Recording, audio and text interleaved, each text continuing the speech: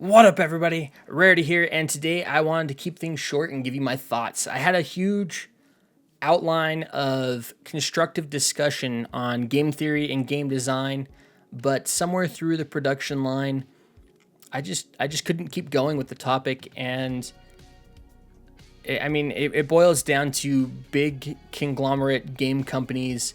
They're a business, and at the end of the day, they are there to make a profit. And sadly, this trickles down into game design, and it just fuels bad game design. Inch by inch, the community has become numb to these sorts of bad game design, and really it just ruins the integrity of the game. And this all stems from me wanting to talk about the Burning Crusade Classic and the character boost that they've introduced, that they're going to introduce with the release of the game, and how, at its best, it's a marketing ploy, and at its worst, it's a cash grab where Blizzard knows that the majority of the sales are going to come from botters who go through another company's reduced service fee prices to get bots into the game. And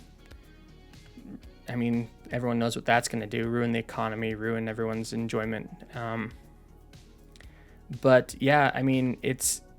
It's a profit feature that's masked as a way to get your friends back into the game. If we're going to be honest with ourselves, if your friends couldn't make it to 60 in the first place to play with you, sure, you could convince them to spend an additional $40 to boost their character. We don't know the exact price, but it's probably a pretty good guess. But are they going to stick around? Probably not. If they couldn't make the journey to 60 in the first place, they're probably not invested or enjoy the game enough to play the Burning Crusade for very long, especially with the long, lengthy attunement quest chains that game has. And I don't know. I believe the solution is to create a time machine, send back a group of very charismatic people to Activision Blizzard back in 2008 when the merger happened, and convince them that service transactions and microtransactions were not the route to go, that for-profit game design and short-sighted quarterly earnings were not the way to go, and to instead follow the inflation of currency and up the price of their subscription fee. Everyone pays a little bit more, but it's inflation. In 2004, $15 is now equivalent, this is US dollars, is now equivalent to $21.21. Yes, I looked it up. It's a 41.42% inflation rate. I would totally be fine paying $25 a month if it meant that the integrity of the game was sound and a bunch of short-sighted marketing ploys and quarterly earnings goals weren't the source of game design, and instead it was the fuel and love of the game.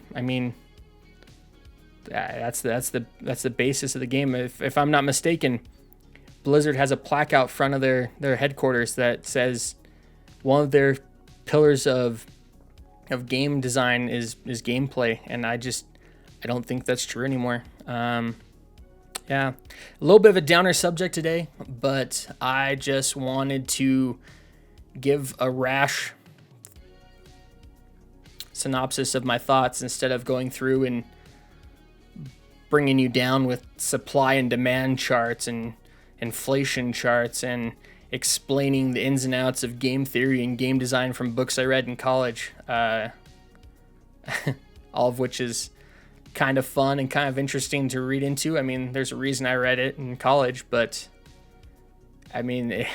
seeing all of it in real life and slowly degrading the integrity of a game over time is draining, and then talking about it's even further draining. So I decided to make this more rash video, and I've been compiling that for a day or two now, and it's been a lot of weight on my shoulders. So instead of continuing on that path, I'm just going to hope that Blizzard sees a little bit of light and brings us some, I don't know, fresh TBC servers that don't have boosts, which is going to significantly dip into their profits, and they're not going to do it.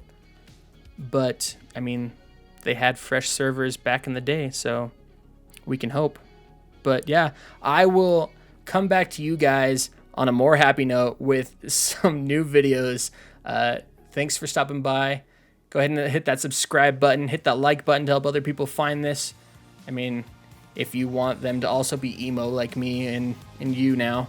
But yeah, I'll see you guys in the next one. Rarity out.